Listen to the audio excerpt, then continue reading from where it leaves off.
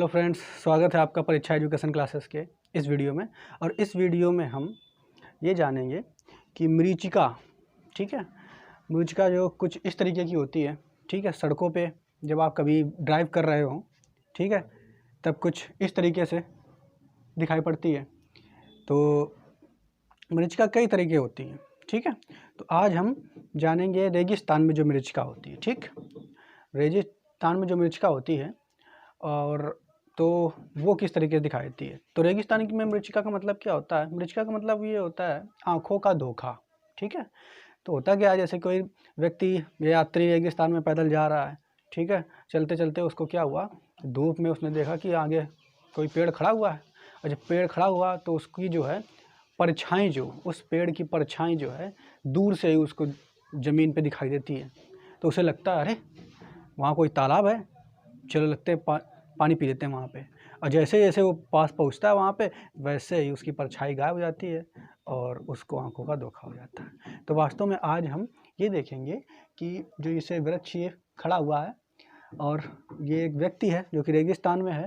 तो जब ये जब वहाँ जाएगा तो इसे दिखेगा इसका प्रतिबिंब, ठीक है, उल्टा। तो उसे लगेगा कि यहाँ पे नीचे कोई तालाब है, पानी पीने के लिए वो उत्सुक हो जाएगा। लेकिन जैसे ही पास पहुँचेगा तो वो जो प्रतिबिंब दिख रहा था वो गायब हो जाएगा, ठीक है। तो ये आँखों का धोखा होता है। अब ये किस तरीके से बनता है, ये विभिन्न प्रकार की मरीचिकाएँ जो होती हैं, ये आँखों के धोखा किस प्रकार से बनती हैं, तो इसके बारे में आज हम सीखेंगे। अंग्रेजी में रेगिस्तान की मरीचिका को हम मिरेज बोलते हैं, ठीक है। तो समझते हैं, इसका एक सिद्धांत है, उसको समझते हैं।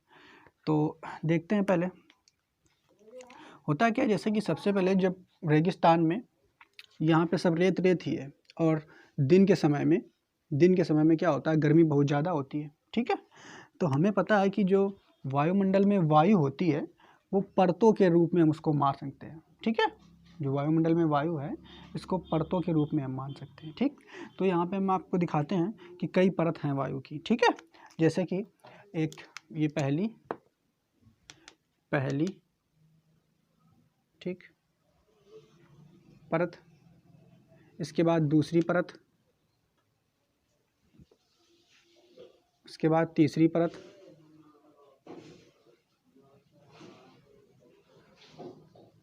उसके बाद चौथी परत, ठीक है। इस तरीके से हम परतें मान सकते हैं वायुमंडल में। तो पांचवी और छठवीं दूर हो गई, सॉरी,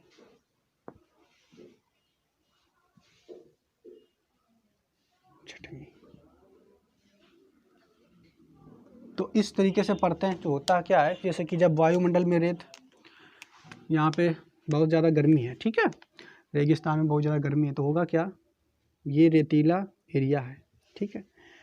और जब इतनी ज़्यादा गर्मी है वो है, तो होगा क्या कि जो ये रेत है ये बहुत ज़्यादा ही गर्म हो जाती है। क्यों गर्म हो जाती है? क्योंकि रेत जो होती है वो ऊष्मा की बहुत अच्छी सुचालक होती है। तो जितना इतनी ज़्यादा गर्मी हुई तपिश के कारण ये रेत बहुत ज़्यादा गर्म हो जाती है। जब बहुत ज़्यादा गर्म होगी तो होगा क्या कि यहाँ पे जो वायुमंडल है, वायुमंडल में जो हवा के कण हैं, ठीक है, वो जब रेत के संपर्क में आएंगे, क्योंकि रेत नीचे बहुत गर्म है, तो जब रेत के संपर्क में आएंगे तो ये कण बहुत गर्म होते चले जाएंगे। और हमें पता है कि कोई भी ठीक है, वायु का कण जब बहुत ज़्यादा गर्म हो जाएगा, उसमें उसको मिल जाती है तो वो ऊपर की ओर भागने लगता है, ठीक है। तो होगा क्या कि जब यहाँ से वायु के कण जो होंगे इनको गर्मी बहुत ज़्यादा मिलेगी, तो नीचे वाली परतों से ये वायु के कण निकल के ऊपर की परतों में जाने लगेंगे, ठीक है, ऐसे ऊपर की परतों में जाने लगेंगे इस तरीके से। तो जो ऊपर वाली परत होती है, धीरे धीरे जो ज़्यादा गर्म होंगे वो और ऊपर पहुंच जाएंगे, ठीक है, जो ज़्यादा गर्म होंगे वो और ऊपर पहुंच जाएंगे कण, और ज़्यादा गर्म होंगे तो और ऊपर पहुंच जाएंगे, ठीक है।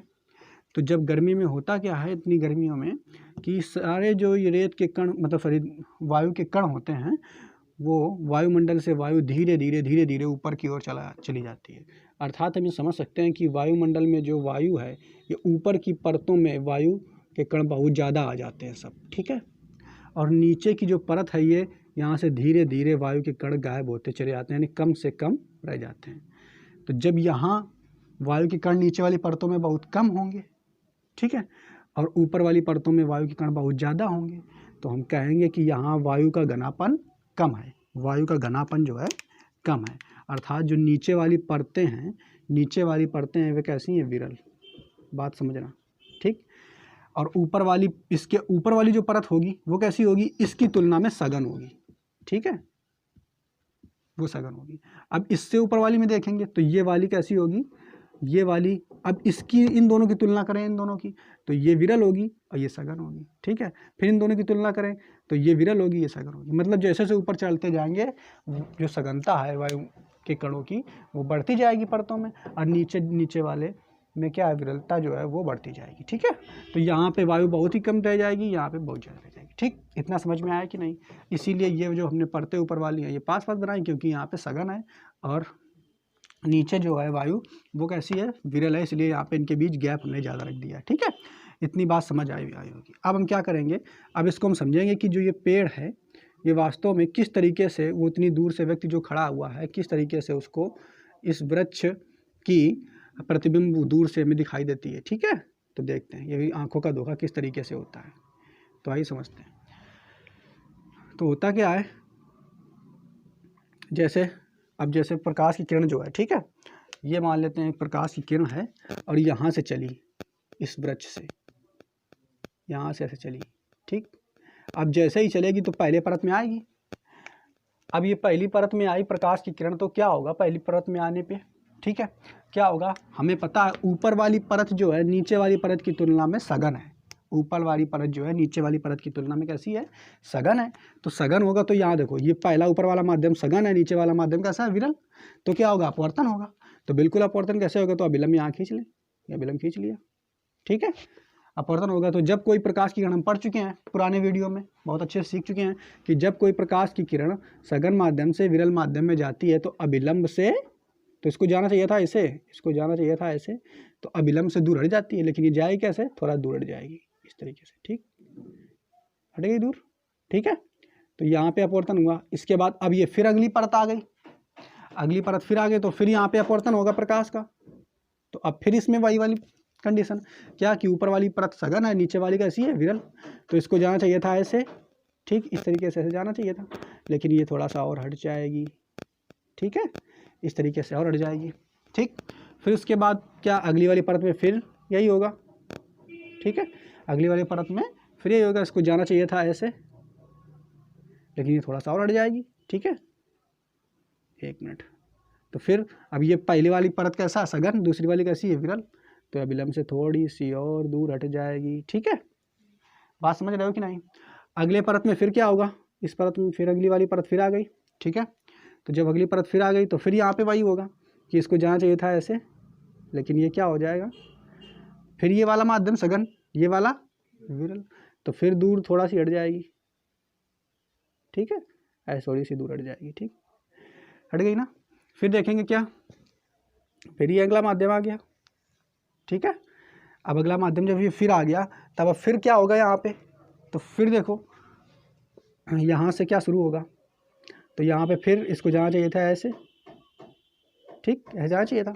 अब ये फिर थोड़ा सा हट जाएगी, ठीक है, इस तरीके से, ठीक, इस तरीके से हट जाएगी। अब क्या होगा, इस व्यक्ति को थोड़ा दूर बना लेते हैं, ठीक है, इस तरीके से। तो अब ये अगली परत आप जब देखोगे तो यहाँ फिर से होगा, तो अब जब यहाँ से फिर से होगा तो क्या, फिर से ये अगली, इसको जाना चाहिए था ऐसे ऐसे, ठीक है, इस तरीके से ऐसे जाएगी ऐसे, ठीक। लेकिन अब होगा क्या कि अब ये थोड़ा सा और दूर हट जाएगी, यानी अब यहाँ पे हम देखेंगे क्या कि ये आपतन कोण जो है ये वाला, ठीक है, इसका मान, आई का मान, ठीक है, वो क्रांतिक कोण के मान से ज़्यादा हो गया, तो ये और दूर तो हटेगी, लेकिन अब क्या होगा, अब ये दूर में कैसे हटेगी कि अब ये पहले उसी माध्यम में परावर्तित हो जाएगी, ठीक, इस तरीके से, ठीक है, ऐसे। और यहाँ पे ये कोई व्यक्ति खड़ा हुआ है मान लेते हैं, ठीक। तो अब ये जब ऐसे जाएगी इस तरीके से, तो ये जब इस तरीके से जाएगी तो इसकी आंखों को यहाँ पे ऐसे दिखेगी, ठीक है। बात समझना, ये दूर हटती चली जाएगी प्रकाश की किरण, और उसके बाद इस तरीके से यहाँ पे ये दिखाई देगी, ठीक है। यहाँ पे इस वाली परत में क्या होगा, पूर्ण आंतरिक परावर्तन हो जाएगा, जिस कारण ये प्रकाश की किरण ऊपर की ओर उड़ जाएगी। धीरे धीरे ऊपर उठती चली जा रही है और लास्ट वाली परत में क्या होगा, पूर्ण आंतरिक परावर्तन के कारण ये जो है इस तरह की दिखाई देगी। ठीक है, ऊपर उड़ जाएगी आंखों में। ठीक, अब क्या होगा, अब इस व्यक्ति को इतनी दूर से ऐसा लगेगा कि जो वृक्ष है वो नीचे कहीं ऐसे ऐसे उसकी प्रतिबिंब यहाँ पे बन रहा है।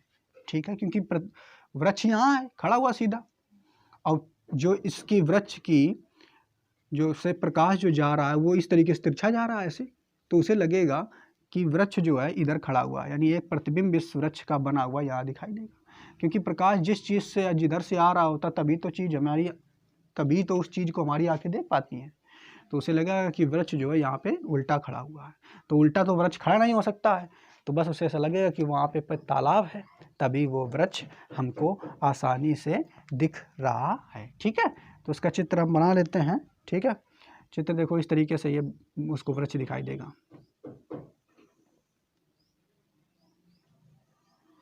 ठीक, इस तरीके से ये प्रतिबिंब जो है उसको दिखाई देगा इस वृक्ष का। ठीक है, और उसे लगेगा कि आगे जो है तालाब है, लेकिन वास्तव में वहाँ तालाब होता नहीं। और जैसे जैसे वो क्या होगा, आगे चलता चला जाएगा, वैसे वैसे ये वृक्ष उसको दिखना बंद हो जाएगा। ठीक है, ये वृक्ष का इस तरीके से उसको प्रतिबिंब दिखाई देगा। ठीक, तो बात समझ में आई होगी, ये वृक्ष जो है उसका जस्ट उल्टा प्रतिबिंब है ये। ठीक है, समझ में आया कि नहीं? क्या बात समझ में आई कि प्रतिबिंब कैसे बना? तो हमें पता है कि रेगिस्तान में जब कोई व्यक्ति चलता है या जा रहा होता है, ठीक है, तो होता क्या है, रेगिस्तान में जो वायु होती है वो बहुत ज़्यादा गर्म हो जाती है, और जब वायु बहुत ज़्यादा गर्म हो जाती है तो वायु के कण जो होते हैं धीरे धीरे सब ऊपर की ओर जाने लगते हैं। जब धीरे धीरे ऊपर की ओर जाने लगते हैं तो नीचे की जो वायु हो जाती है वो विरल हो जाती है, ऊपर की वायु जो हो जाती है सघन हो जाती है, और वो ऊपर वाली जो वायु सघन हो जाती है तो ऊपर वाली परतों को हम कैसे मान लेते हैं, घना मान लेते हैं, पास मान लेते हैं, अब विरल वाली परतों को हम दूर मान लेते हैं कि यहाँ पे वायु विरल है। ठीक है, अब बस प्रत्येक परत से क्या होता है, अपवर्तन की घटना होती चली जाती है। ठीक, जिसके कारण प्रकाश जो होता है वो हर बार विलंब से दूर हटता चला जाता है, और अंत में क्या, अंत वाली परत में क्या होगा, ठीक है, कि जो प्रकाश का जो होगा पूर्ण आंतरिक परावर्तन होगा, जिस कारण प्रकाश जो है ऐसे उस व्यक्ति को दिखाई देगा, और उसका प्रतिबिंब जो है ज़मीन पे नीचे की ओर बनता हुआ दिखाई देगा, जिससे वो अंदाजा लगा लेगा कि आगे रास्ते में तालाब है। लेकिन जैसे जैसे वो आगे बढ़ेगा तो क्या होगा, ये पास पहुँचता चला जाएगा और प्रतिबिंब धीरे धीरे गायब होता चला जाएगा। ठीक है, तो इस तरीके से ये हमें समझ में आया कि रेगिस्तान में जो मरीचिका होती है वो किस तरीके से हमें दिखाई देती है। ठीक है, तो उम्मीद करते हैं आपको समझ में आएगा। अब इसका लैंग्वेज लिख लेते हैं जल्दी से। तो आइए जल्दी से देख लेते हैं, इसकी लैंग्वेज पढ़ लेते हैं कि किस तरीके से इसे लिखना है। तो दिया गया, कभी कभी रेगिस्तान में दूर से आ रहे, ठीक है, दूर से आ रहे किसी व्यक्ति को पेड़ की उल्टी परछाई दिखाई पड़ती है, जिसका कारण, ठीक है, वो जिस कारण वो समझते हैं कि आगे कोई तालाब है, परंतु वास्तव में ऐसा नहीं होता। प्रकाश की इस घटना को ही हम क्या कहते हैं, मरीचिका। तो मरीचिका का मतलब हम जान चुके हैं, आंखों का धोखा किसी भी प्रकार का हो। ठीक है, इसके जैसे कारण बता दिया, तो कारण क्या बताया वो समझाया हमने कि दिन में रेगिस्तान की रेत गर्म होने के कारण वायु ऊपर उठती है। ठीक है, वायु जो है ऊपर उठ जाती है, जिससे ऊपर वाली परत अपनी नीचे वाली परत से सघन हो जाती है, यानी प्रत्येक ऊपर वाली परत जो होती है अपनी नीचे वाली परत से सघन रहती है। ठीक है, और प्रकाश किरण प्रत्येक परत से अपवर्तन होता है, यानी प्रत्येक जो प्रकाश की किरण आ रही है वो प्रत्येक परत में अपवर्तन होता रहता है। ठीक है, और अंत में लास्ट में पूर्ण आंतरिक परावर्तन उस किरण का हो जाता है, जिस कारण जो होता है प्रकाश जो है वो तिरछा आंखों में दिखाई देता है, और उसका प्रतिबिंब जो है उल्टा में बना हुआ दिखाई देता है। ठीक है, बात समझ में आई कि नहीं? तो इस तरीके से चित्र बना करके आप लिखोगे एग्जाम में। इसके अलावा ये तो रेगिस्तान में मरीचिका होता है। ठीक है, ठंडे प्रदेशों में जैसे शिमला वगैरह जो होता है ठंडे प्रदेशों में, तो वहाँ पे क्या आपने देखा होगा, वहाँ पे भी होता है कि जब कोई झील वगैरह वहाँ नाव चल रही होती है तो उसका भी प्रतिबिंब जो होता है वो हमें उल्टा दिखाई देता है, और वो प्रतिबिंब जो दिखाई देता है वो आसमान में टंगा हुआ दिखाई देता है। ठीक है, तो उसका भी कारण यही है। ठीक है, तो उसको भी हम देख लेते हैं जल्दी से। तो आइए देख लेते हैं कि जो ठंडे प्रदेश होते हैं जैसे कि नैनीताल वगैरह, शिमला वगैरह, ठीक है, तो वहाँ पे तालाब जैसे इसे देख रहे हैं, यहाँ पे एक नाव है, तो कोई व्यक्ति यहाँ से देखेगा भी उसको बना देंगे। ठीक है, तो ये जब देखेगा तो होता क्या है कि इस नाव का प्रतिबिंब उसको ऊपर आसमान में दिखाई देता है उल्टा। ठीक है, कि देखता रहे तो बड़ा अजीब लगता होगा कि अरे ये नाव जो है आसमान में कैसी टंगी दिखाई दे रही है। तो वास्तव में ये भी एक आंखों का ही धोखा होता है, ठीक है। और इसको भी मरीचिका कहते हैं और अंग्रेजी में से लूमिंग कहते हैं, ठीक है। और उसको अंग्रेजी में मिरेज बोलते थे, ठीक है, रेगिस्तान वाली को।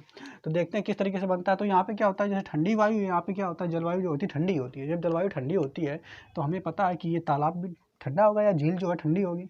जब झील ठंडी होगी तो क्या होगा, जो वायु के कण ऊपर घूम रहे हैं सारे या नीचे जितने भी घूम रहे हैं, तो जब ठंडा हो जाता है तो क्या होता है, जब धीरे धीरे वो कण नीचे की ओर आने लगते हैं, ठीक है। जब गर्मी पाते हैं तो कण ऊपर की ओर भगते हैं वायु के, लेकिन जब वो ठंडे होने लगते हैं तो धीरे धीरे वो नीचे की ओर आने लगते हैं।